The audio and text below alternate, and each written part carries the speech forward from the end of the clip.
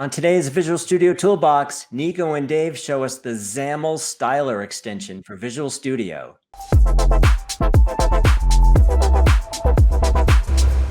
Hi, welcome to Visual Studio Toolbox. I'm your host, Robert Green, and on today's show, we're going to be looking at the XAML Styler extension for Visual Studio.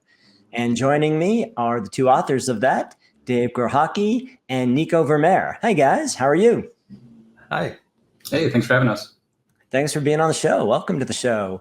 By way of introduction, why don't you tell us a little bit about yourselves and then give us a brief overview of the extension. What does it do? Why did you invent it? And then we'll spend the rest of the time looking at demos.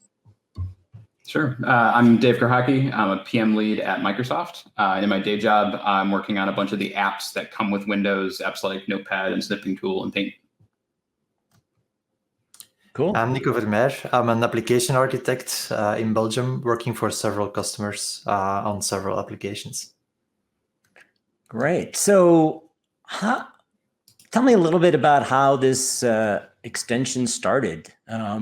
What problem were you trying to solve? What's wrong with the way Visual Studio does XAML? And how did you decide that we needed an extension built? Well, Visual Studio never really formatted XAML all that well.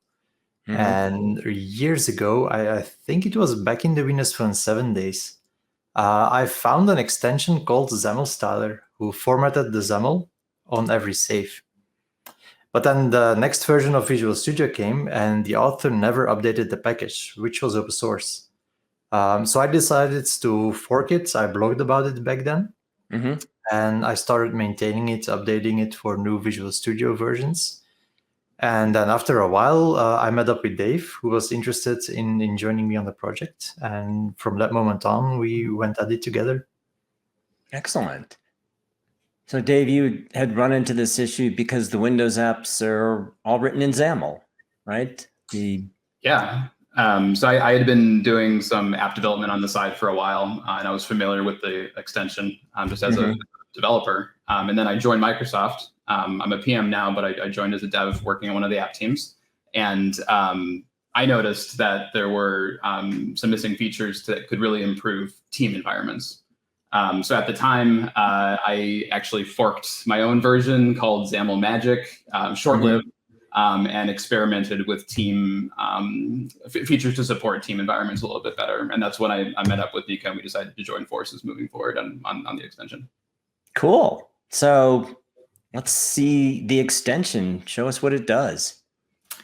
Okay, well, the easiest way to show it is just opening a XAML file and hit Control-S to save the file, and it formats it. This is the most basic function that you can have in XAML Styler. Now, if you go to the options, XAML Styler has a bunch of options on which you can use to have the formatting just the way you like it. For example, one I often do is keep the first attribute on the same line. That's one of the defaults that I usually change. You can have ordering rule groups. You can have it reorder the Visual State Manager to have it always at the bottom of the element that it's in. There's a bunch of options in here. So I've changed this one. If I save again, you will notice that it puts the first property always on the first line, keeps them together. So that's the most basic function that you can have in XAML Styler. And it does it on save. You don't have to do a Control-A, Control-K, Control-F. Right? No, it just does it on save, which is also an option. You can disable the format on save. That, by the way, is like the only keyboard shortcut I have memorized. That's how often I've used it. So not ever again having to do that would be cool. So as I just mentioned, it's an option, format the XAML on save. It's on by default. You can also use the right-click format XAML. Okay. I do believe we even have right-click on the XAML files in themselves. There we go. That's cool. So those are all options. If you don't want to format it on save every time, you can go the shortcut way. The things that Dave mentioned, which were a part of his XAML Magic fork, is more the teams thing. If I, as a developer, part of a team, have certain settings in XAML Styler, and one of my fellow developers has other settings, that might screw up the change, the diff every time. So in order to fix that, we decided, or Dave created an external configuration file that you can add to your project. And we have an example on our wiki, which is here. So the external configuration file is just your basic JSON file. It contains all the different options that are in the settings as well, but they overrule them. You can put this file with your code all the way up to the root of your disk. The XAML Styler will detect it, and it will use the settings here. So you can commit your settings file to your source control and share it across your team if you want. Okay, interesting. It also means you can have different configuration files in different projects, and potentially even a different personal configuration in your in your Visual Studio setup. So that if you switch, or if you're switching between multiple projects, the formatting matches the style, look and feel of the project you're working in. Okay, and does that mean that different people?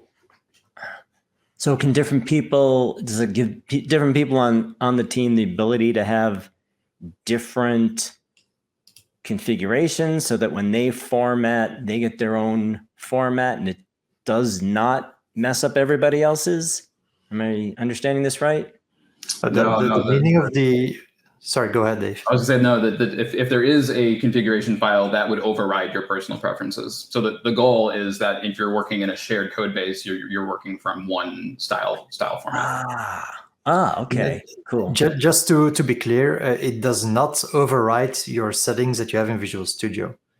It follows these settings when you format a XAML file, and it detects an external file. It uses that settings, but it does not overrule the settings you have in Visual Studio itself. Okay. So as soon as you open another project with no external config file, it will be your settings again. I see. It just gives you the ability to decide on a style for the project, for the particular it's a bit comparable to the editor config. Yep. Right. Okay, cool. And then Nico demoed, I think, an example of a setting that he changes, but the extension supports a wide array of options. And we know there's lots of developers who have very particular preferences about how they want their XAML formatted. So we try to be as flexible in the configuration as possible. The wiki on our GitHub page has a detailed breakdown of all the options and how the XAML will look depending on which option you set. And all of those can be set both in the extension, in Visual Studio Options, and then also through that external configuration file. So going back to the options, I noticed something about attribute ordering rule groups. What does that do? Does that give you the ability to decide what attributes occur in what order?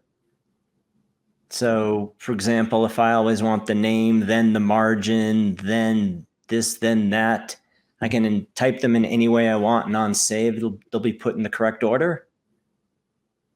That is also very cool. That could save time, because if I now want to add a margin, I can just put it anywhere, save, and it'll go in the right place. I don't have to cherry pick where and be specific about where it goes in, right? Yeah, exactly. Oh, that's cool. That's cool. Which is at the same time one of the most tricky things about developing this extension.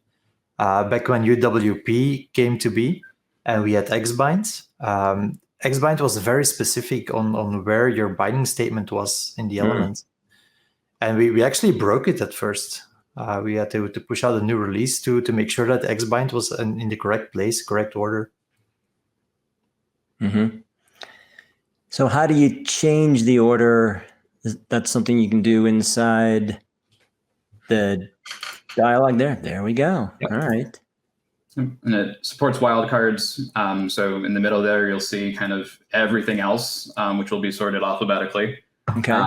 But we've in the default configuration, we've teased out some of the most common attributes and kind of grouped them what we think is logically, and you're free to customize that however you choose. Very cool. Very cool. Okay, awesome.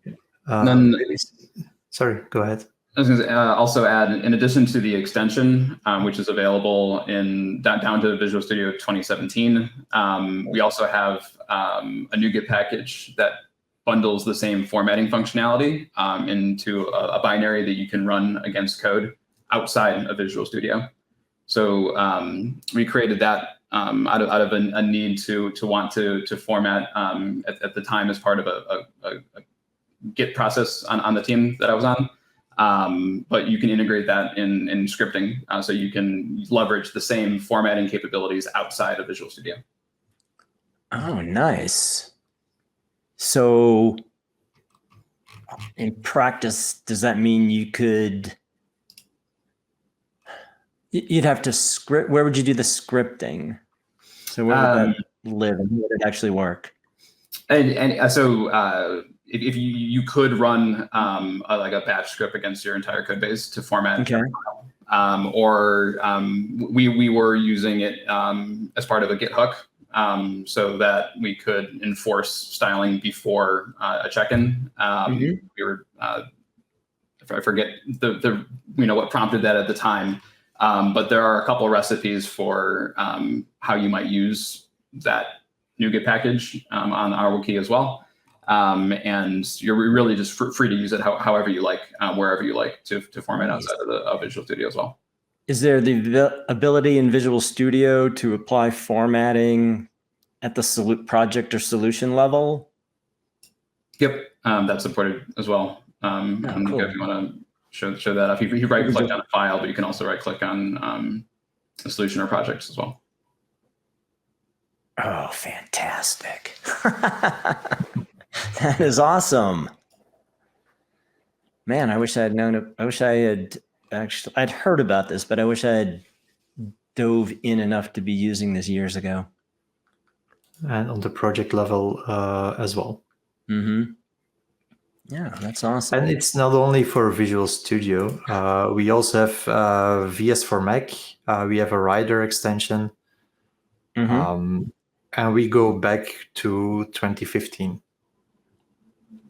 Okay. That being said, 2015 has been deprecated by now. So we're moving on from 2017 onwards.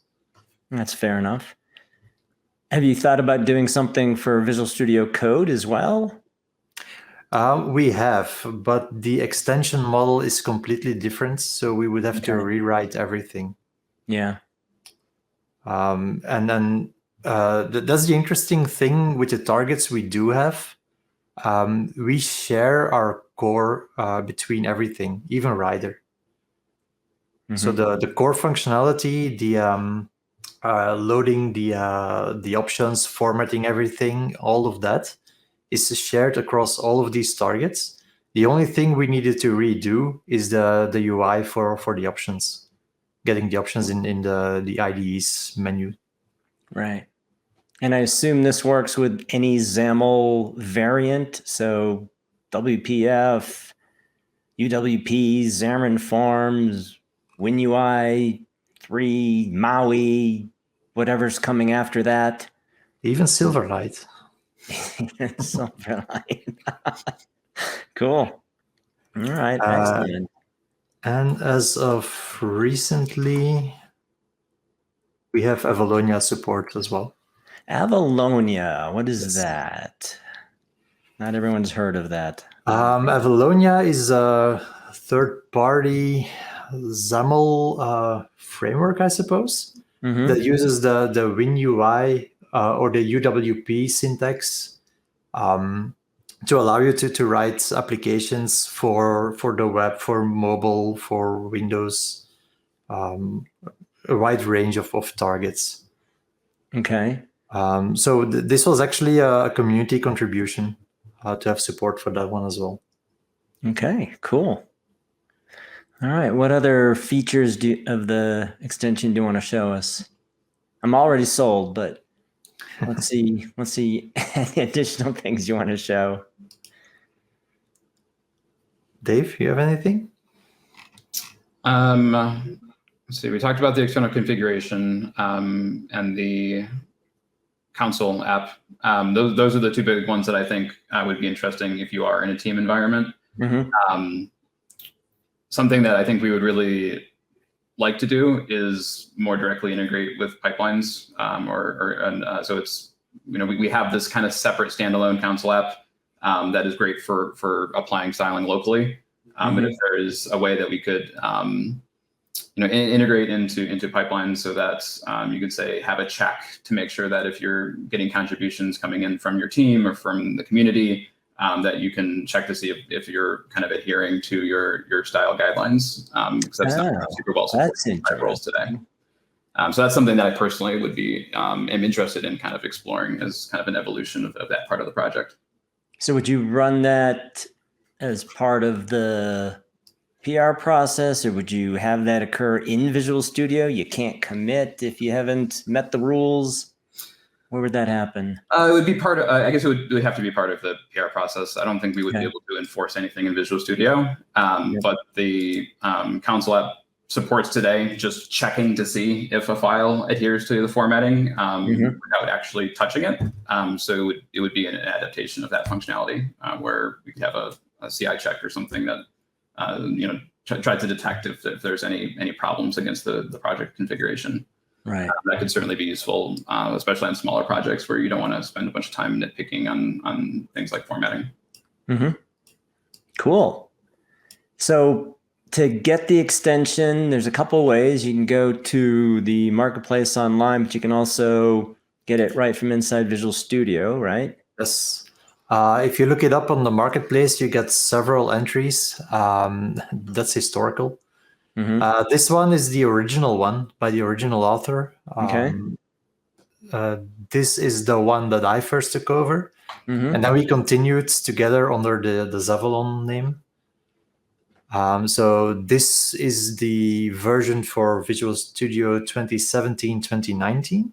And then there's the newest one for 2022, which is a separate entry because of the changes in the extension system. Got it.